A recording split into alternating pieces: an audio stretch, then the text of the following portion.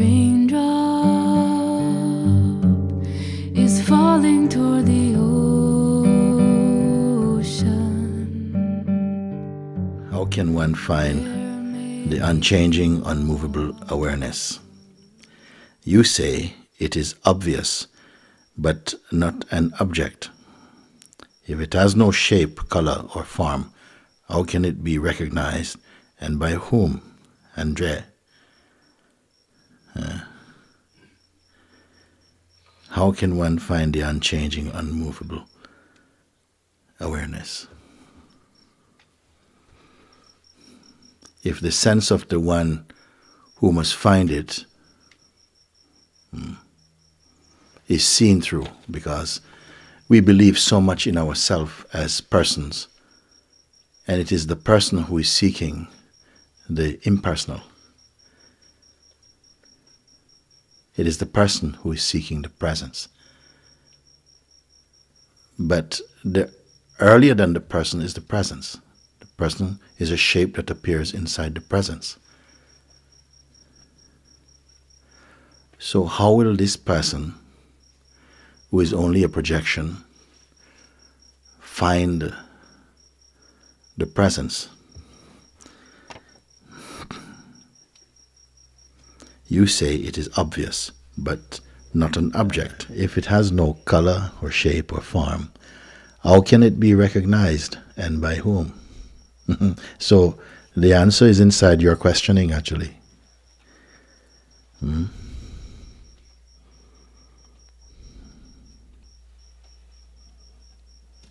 Everything has some shape, size, color, weight, texture, quality. And by the said quality, so they are discerned. You discern them. Oh, this is this. This is not this. This one is so much weight. This one is so light. This one is transparent. This one is opaque. Like this must be some quality, something to distinguish, some variety, some change, something that can be compared. All this must be there. Now, if it has none of this, whatever I'm speaking to, then how can it be recognized?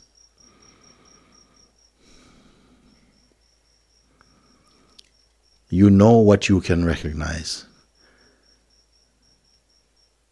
Can you know what you cannot recognize? That which knows and recognizes otherness, can that itself be recognized? And this is another way of meeting this question. That which knows everything else, perceives everything, every shape, everything that is discernible has quality, even the most subtle. And some sensations, some phenomena, they are so subtle, they don't have any names for them. Still, they are objects of perception in the eyes of the perceiver. You see, everything that is knowable, experienceable, perceivable, depends upon and report to the perceiver. Now, can the perceiver also be perceived? This was my question, see. Who is the perceiver?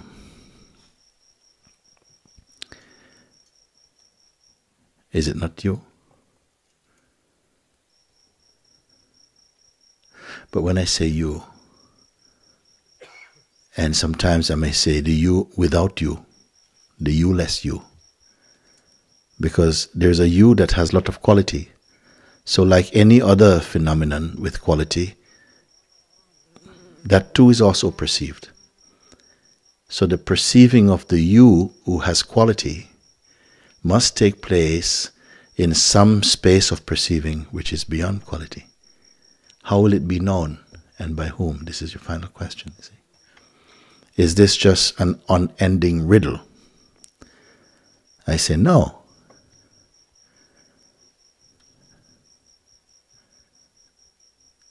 But to merely give an answer to you is not enough.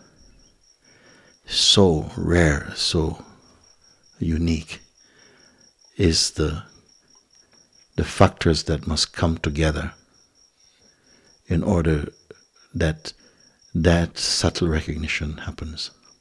It's not just an answer. Many people have the answer, you see, conceptually. They have an answer. They can write even book about it. But are they themselves dissolved in that seeing? Rare is such a one. In your words, if it has no shape, or color, or form, how can it be recognized?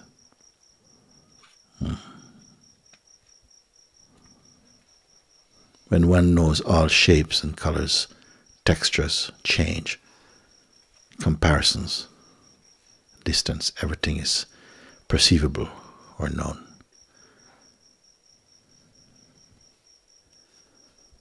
Don't you intuitively stand in the place which cannot be known, closer than intimacy, no distance? You have to tell me about this one. Yes, but it's like there is no juice to it. There's no juice to it. Yeah, it's it's true, it's true. For whom would be the juice? Who will be the taster of the juice? The juice is going to consume the taster. The juice is going to consume the taster. Earlier I used to be fond of saying that this is my Pirhana question.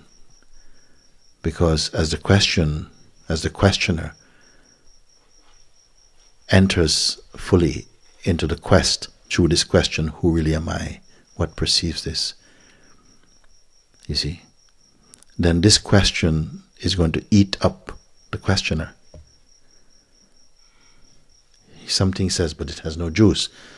Something which is accustomed to tasting things, and it wants the biggest taste of all in the universe, the taste of awakening. But can it sustain? Can it take awakening? It must itself get absorbed in it.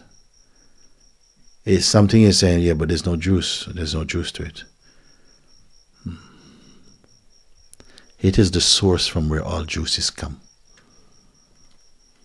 And the tasting of those juices occur to it, but it is not directly a taster of juices.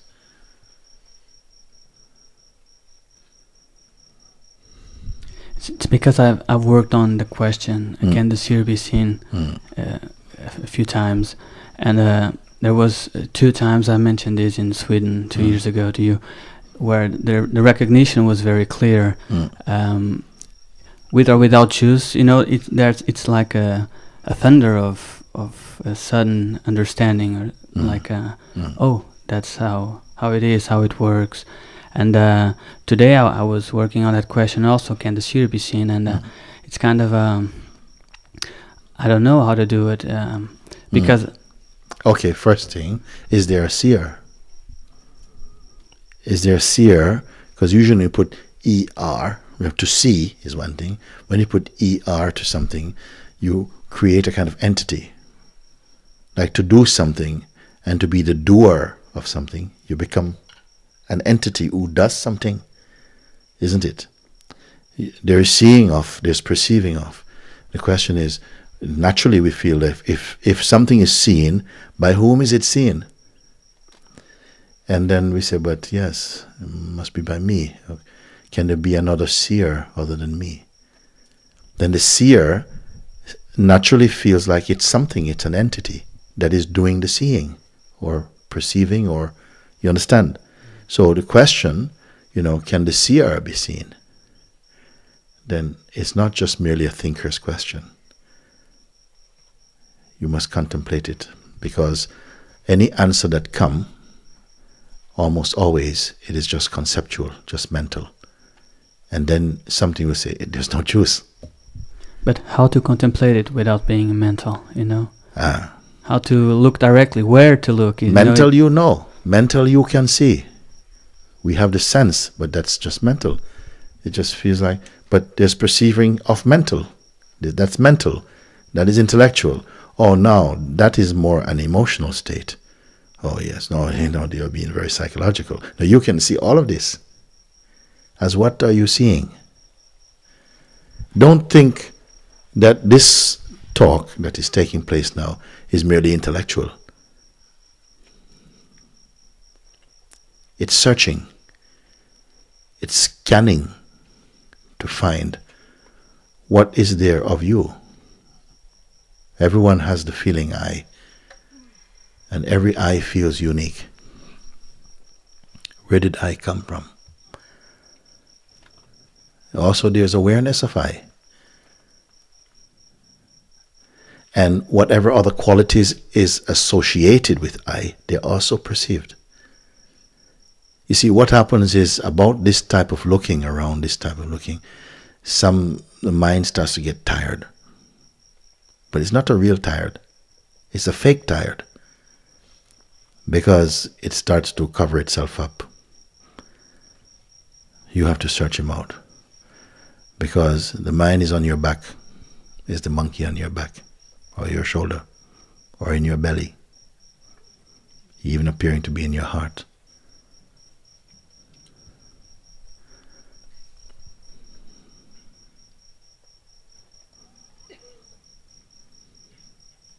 Let's keep talking. Sometimes I come to the idea that some teachers say it, and it's starting to make more and more sense that there's nothing that can be done about the real or discovering the real. It's more about putting away the unreal or the false ideas, and maybe naturally the recognition. Who is going to do it? Who is putting it away? Let's slow down, so that perhaps what we say will be in line with where we actually are. Some teachers say, yes, you must do this, put away the unreal, and who is the one who's going to put away the real or the unreal or whatever? Who is it?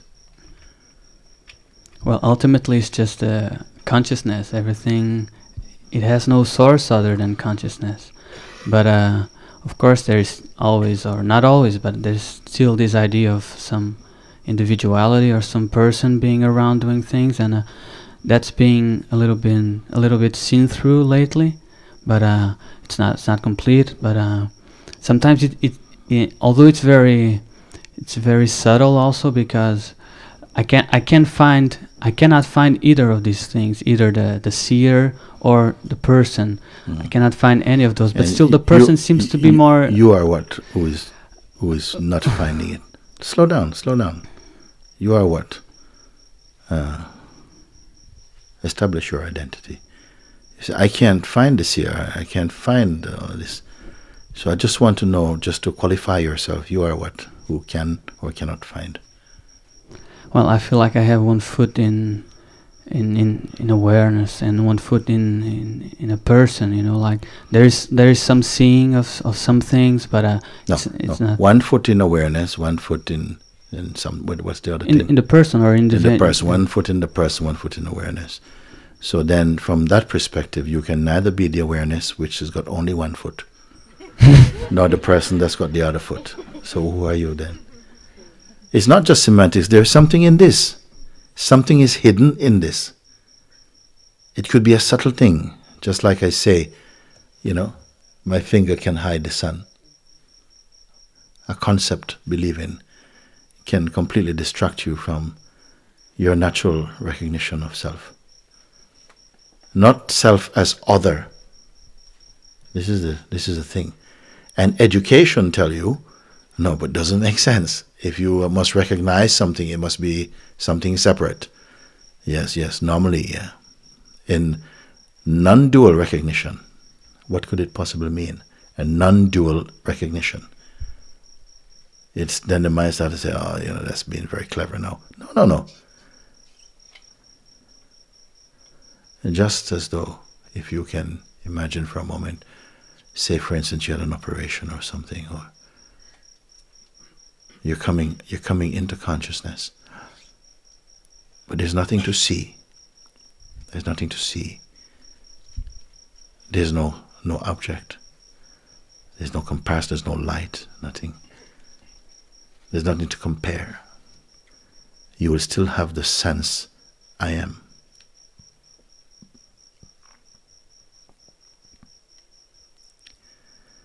You still have the sense of being, of existence.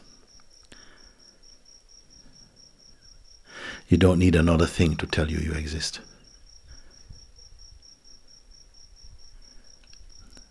Beyond even this feeling of existence, of beingness, because the beingness also, in its most subtle way, is also known or perceived.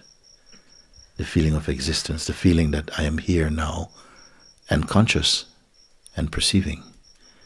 So there's even the awareness of perceiving even.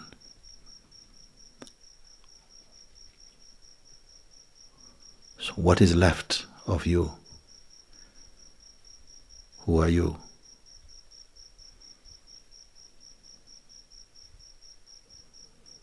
You cannot go to the past or to the mind. It is not in any dictionary, in any thesaurus, anything like this. All these are objects. All these are things you can see, perceive.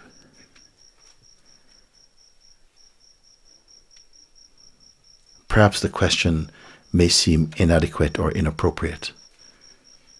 Who are you? Because almost any answer you're going to give will not be true. It will only be another idea or concept. But there's still a point to the question. It stirs up and dips into something. And even that is seen, but it triggers maybe a kind of mirroring for something that has no quality. What kind of nonsense is this? Something deeper than feeling knows this. In this world, no value is given to this because you cannot spend it. You cannot boast about it because there's nothing personal about it. It's the common ground of all beings. Maybe we just I want to be me. I don't want to be that. Or at least if I'm going to be that, I want to be the best that I can be. Or something. We have a lot of tricks.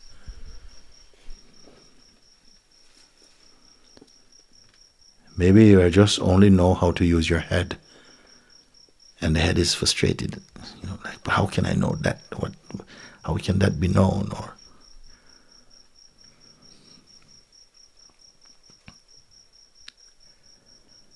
you have to give me something. You have to come with something. Come like this is the most important thing for you. It is the most important thing. Because I don't know what to do anymore, or I don't know if continuing doing what I'm doing. You are who? I don't know. I have no idea. It's whatever I say is not 100% sure. I'm not 100% sure. There's something that has to catch. The questions are sliding through. Something has to catch a little bit, to really take a moment's breath to really comprehend, because something is here. The pulse of it is saying, I am, me. But this me is not consistent. Sometimes it is the person, sometimes it is presence, sometimes it is, I don't know.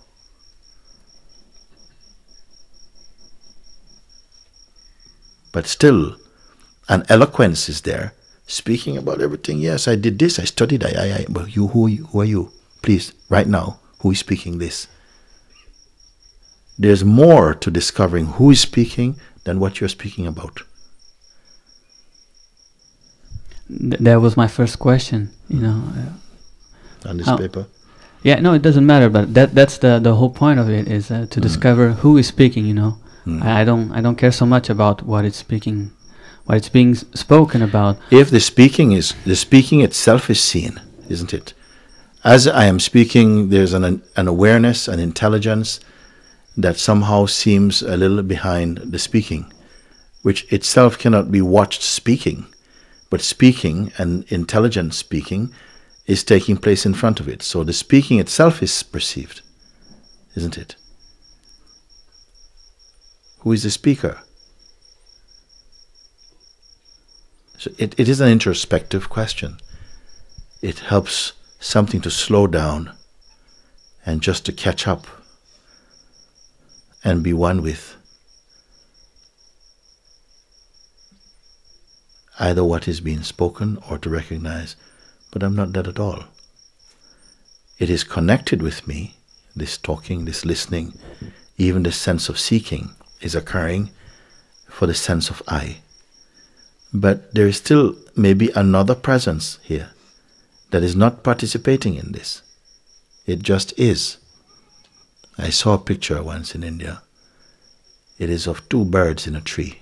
One of them is building a nest, and the other one is just watching. It's a beautiful picture. Something is building a nest. The other bird is just watching. The mind is building a nest with your permission, because you have identity with it. And when you give identity with the mind, then you start to create longing and future and what we're going to do later. And it lives in the dream like that. But there's another one watching. It's not building a nest. That second one, which is not secondary, that watches, is what?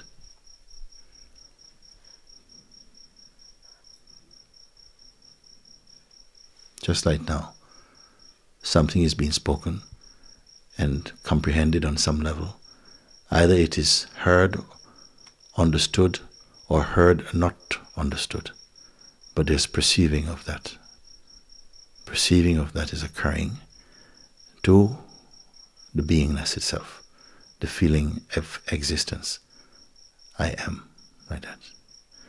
You can do this and participate in this type of discovery in the waking state. In sleep, you may have a portion of this type of exchange, but it's not actually reliable. It's not consistent. In deep sleep, nothing of this is happening. There's no satsang in sleep. There's no seeker, no finder. There's no absolute awareness, relative consciousness, mind, ego. None of this is there. And there is a love for sleep, sometimes an anticipation, a joy for sleep. Who enjoys sleep?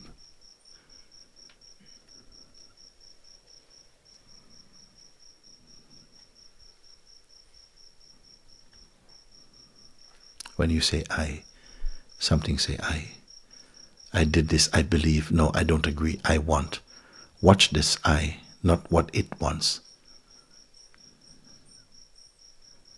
The idea you have of who you are is suffering from other ideas it has about itself.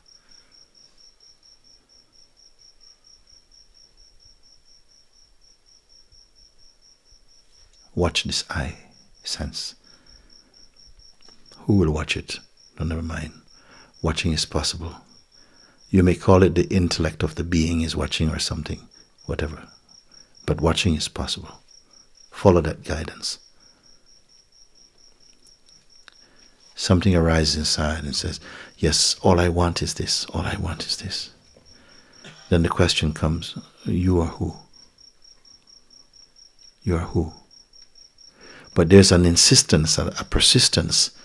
There's a faithfulness, a loyalty to this I that wants. There's such a strong belief, it's me. And it is you, actually, up to a point. But you are still there beyond that point. It's a mixture of some mental noise, some idea, some belief, some culture, some conditioning, and identification is speaking like that. A voice you know very well. You associate so intimately with it, you rarely question it. Other things you question, but your identity, you rarely question it. I am pointing, who speaks this thing? Because it carries a smell. And then you say, yeah, well.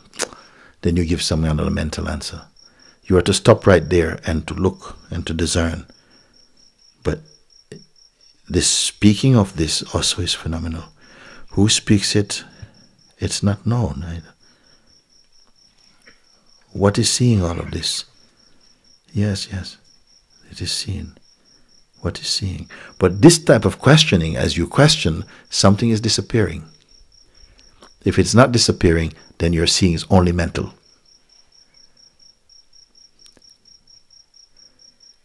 When this question is put, because so many beings awaken to the truth, through the same door they come, they look, but who sees this? And somehow something stops and plunges within to look, what sees?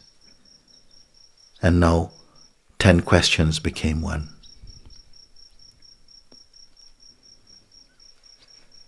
What sees this thing? And they're not looking for an answer to give you. They're looking for an answer for themselves.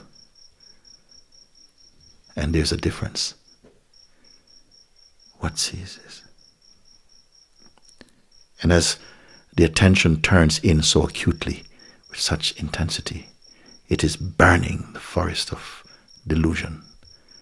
Something is becoming light and trembling with joy and space. If this is not happening, then perhaps you're still only on the mental plane.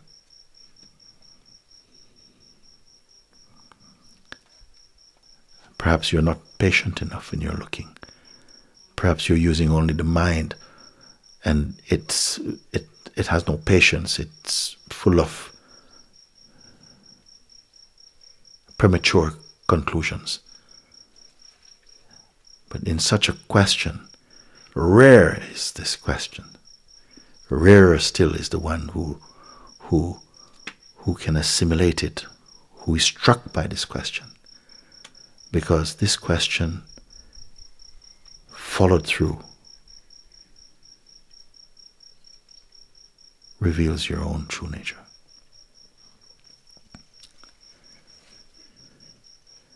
But some other energies are going to move in front, as they do,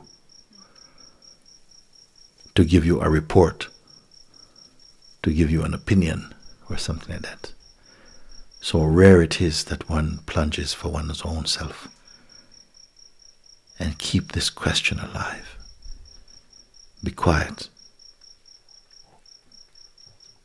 Understand the question. You can breathe it, that's okay. See if that which sees is itself perceivable. Don't worry about the answer. Hold the question tightly and let the seeing be revealed. This is what happens. Here there won't be many questions. So powerful is this one question, it's going to swallow up all other questions. Then it must plunge right here, inside. Otherwise you move on to another question and another question. I see you in 6 months, you still have more questions.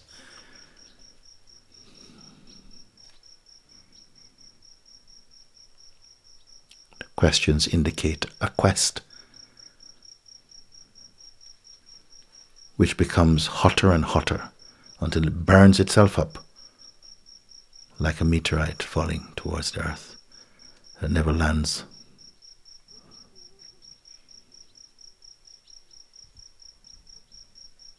You've come so far, but something is there, pushing its head in front of you, and you're thinking it's you.